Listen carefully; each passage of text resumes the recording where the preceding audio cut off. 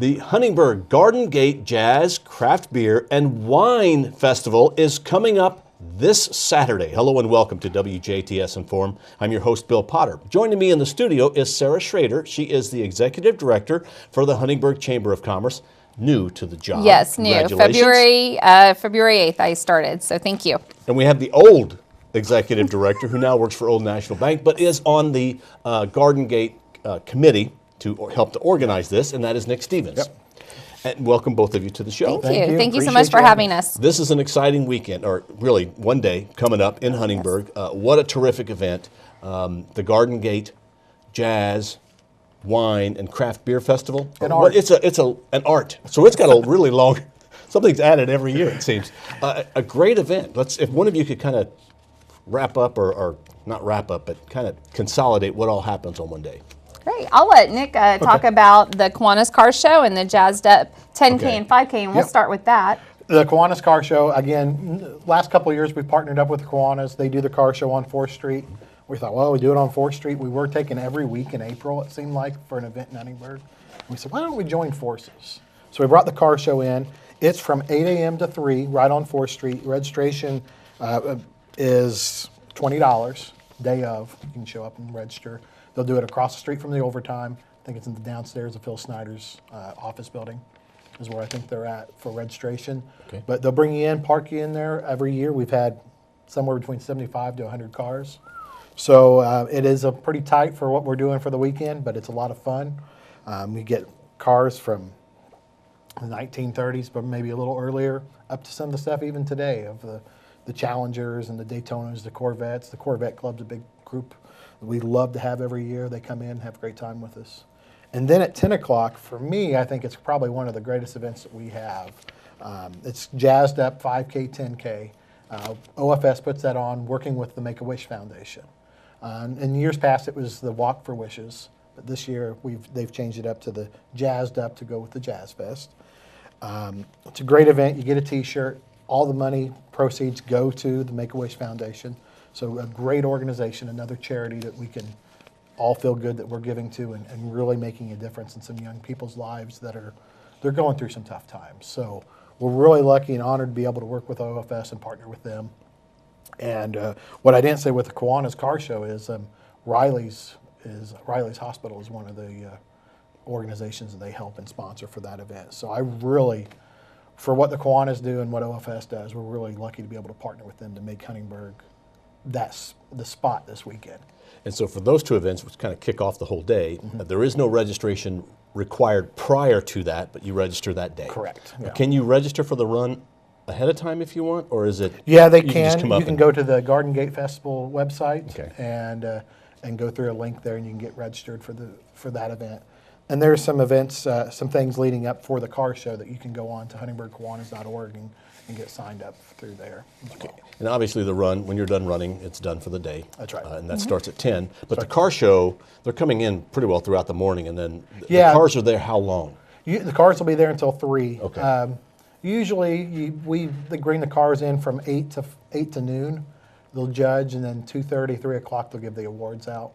I think that's the plan again this year, based on what I've heard from everybody, is to continue to do what we've done in the past, maybe keep the cars there a little longer.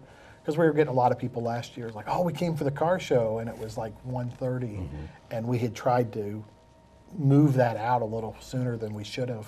And they're like, we're really disappointed I didn't get to see the cars. And I'm like, well, we'll make a note of it and make a change for next year, and we were able to do it. Okay, so this is a neat event in that things overlap with each other, but then some kind of end as a new thing starts. And so at noon, I guess that's when the Garden Gate Jazz, Wine, and Beer Festival part kicks off. Correct. Yes. Okay. The gates open at 11, and the gate this year will be on 4th Street, and that will be our only entry gate. And we are charging a general admission for adults over the age of 18.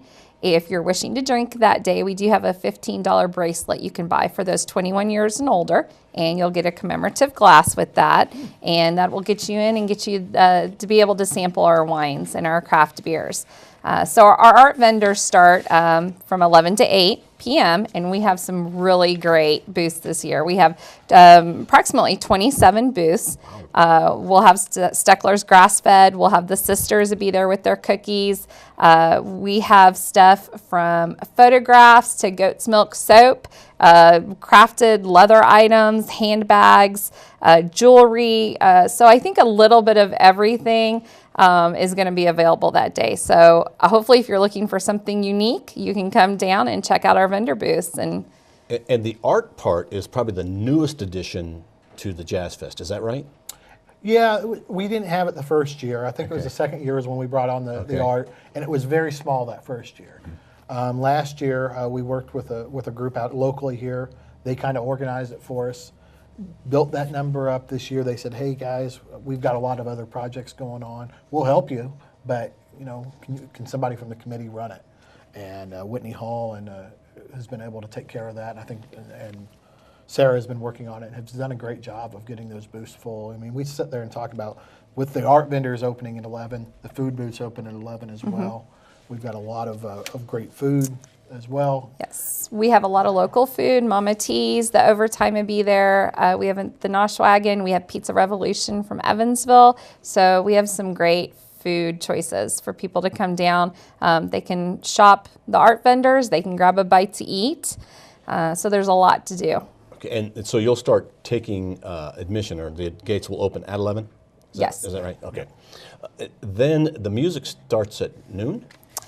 The first performance is from 12:30 to 1:30, and that's Okay. the University of Evansville Jazz Ensemble. So we're excited to have them. Then we also have the Rascals of Rhythm, and they're from 2 to 3:30. The Small Time Napoleon, they'll be from 4:15 to 5:45. The Honey Roy Band will be from 6:30 to 8. And then, of course, we have the wonderful Jasper High School Jazz Band that will play in between sets. And they've done that for a couple years now. So it's a great group and great local group to come down and play their jazz music. Well, what's nice about that is somebody will end on the main stage, and the jazz band, the Jasper High School Jazz Band, is on the side, so they keep the Yes, rhythm going. yes. They keep it going, and they do a great job for Yes. us. I mean, we've always talked about what they've done and being there, and been a great partner with us through this. I mean, it came through Wade Baker. First couple of years, he kind of, we were working for some things, and he goes, why don't you guys talk to the Jasper High School? It's like, It's great. makes sense. So we started talking with them and got them involved, and it's been a lot of fun working with them each year. The kids enjoy it, the parents enjoy it. It's an opportunity for these kids to get to showcase what they do. It's one thing for these kids to go to an event somewhere in Indy to get judged. It's another thing to go out there in the real world and have local people seeing Yes. them and being so proud of them. And out in Exactly. the open, and the crowd walking around while they Exactly. perform. It's really neat. Yeah. We do want to point out, people should bring chairs and blankets. Yes. To sit out and make yourself comfortable. There's not seating. There is just a big grass lot that you sit in. So We've bring got your some own. picnic tables that'll be around, Okay. but again, I think, Bill, you've both known through the years that there's a few picnic tables and there's a lot more people than there are picnic tables. But it's nice. It's really good. Okay, so the music, a great set of music that'll be performing all day long. Then there is the wine tasting Yes. and the craft beer tasting. Yes, which is very exciting. That will be open from 12 to 8 p.m. We have 11 wineries this year, and just a few of them. Monkey Hollow Winery from St. Mindert will be there. Pepper Ridge from Rockport. Windy Knoll Winery from Vincennes, Windsor World from Bristow, Buck Creek from Indianapolis. So they're all from Indiana. Many of them are local, southern Indiana, and it's a great opportunity to come down, sample some of their wines. You may find your favorite new wine. So it's a great opportunity to come down and try a lot of variety of wine that's from Indiana. And then they'll be selling wine as well if you'd like to purchase Correct. some and enjoy the music. And then you can get some Steckler grass-fed cheese and, Of and course. have wine and cheese Yes, right there on the of lawn. course. Yeah. that's when great. you're talking with these wineries, we got 11 wineries, and just about every one of these wineries bring like 7 or 8 different types of wine. Wow. So that's a lot. And we see people who are coming in and they're buying certain brands by the case, and they can do that, take them out. They can buy a bottle, they can buy a glass. So it's really nice to be able to work with our local wineries to help promote their product as well. And now the craft beer is 2 or 3 years into the festival? No, we've done craft beer since day one. Oh, so really? Yep. Okay. When we were working on the event, I remember it was Jim McFall, myself, and Kevin Manley sitting down, and we talked about the jazz music was the first thing. And they said, what else can we make and make this unique? And the craft beer, again, was starting to come to the highlight. So we talked about it, and our goal was, from day one, was to make it all Indiana craft brews. And I think this year we've finally pulled it off. All right. We've been very good with it. We've got Quaff On, Carson's, Basket Case, which is locally from here, St. Benedict's, and Styles of Beer. That's a new one for me. I don't know what that one is. You know that one? No. Okay. Snitz Brewery as well as the Du Bois County Suds Club will be there as well. So again, we know that we've got a lot of local people who participate in these, of creating these craft beers. Basket Case was one that kind of came out of the Du Bois County Suds Club a few years ago. So it's really cool to be able to showcase what we have in our community.